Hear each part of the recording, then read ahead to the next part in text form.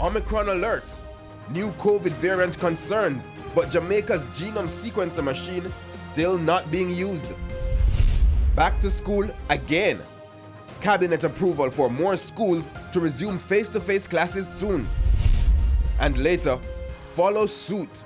Jamaicans renew calls for removal of the Queen after Barbados becomes the newest republic.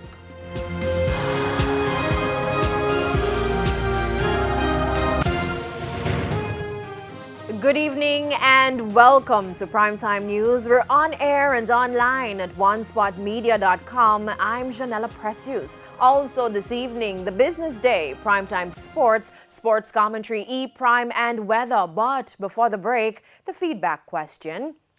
And this evening, we're asking, what are your thoughts on Barbados naming pop singer Rihanna a national hero? You can share comments online, facebook.com/Television Jamaica, and tweet us at TelevisionJam1.